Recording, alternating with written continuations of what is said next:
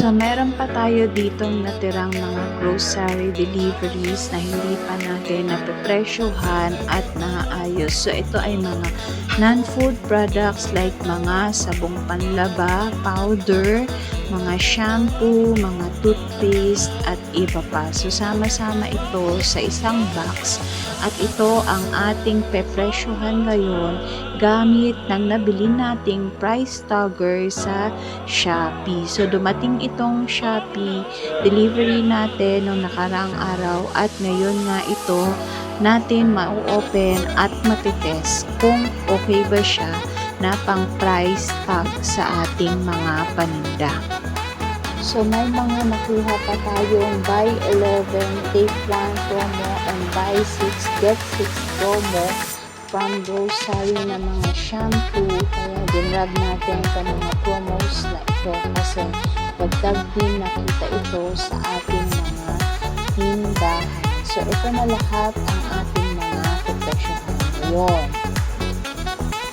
So, buksan na natin itong delivery from Shopee na in-order natin. So, ilalagay ko na lang dito ang link kung saan ko na-order itong price tagger. So, ang pinili kong color ay color red. So, meron na siyang libreng ink at meron na rin siyang sticker na free.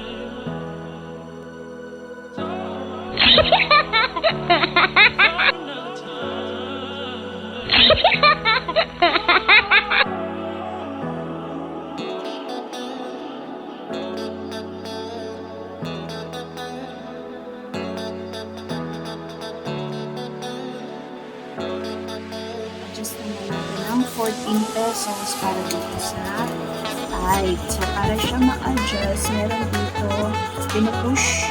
Yan. Para ma-change yung number. So, okay na tayo sa pesos. Ito yung nasa okay na tayo sa lang. So, palitan natin yung table natin. Ayan. And then, ito, ipupush na natin siya. So, ready na siya for 14 pesos.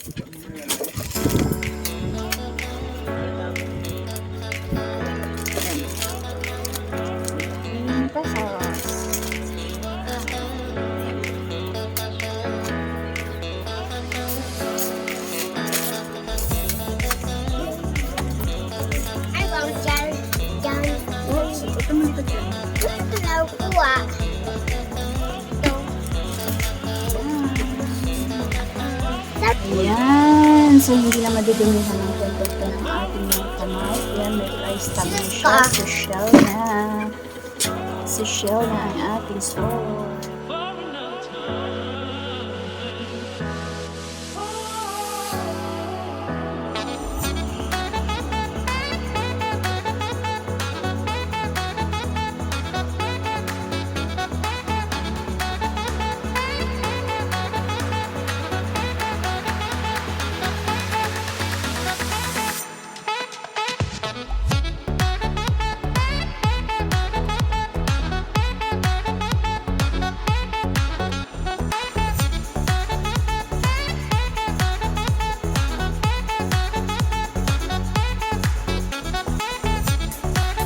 Ating mga shampoo, ang bentahan pa rin natin dito ay 6 pesos at ito namang mga conditioner ay 7 pesos. Benta natin dito is 7 pesos.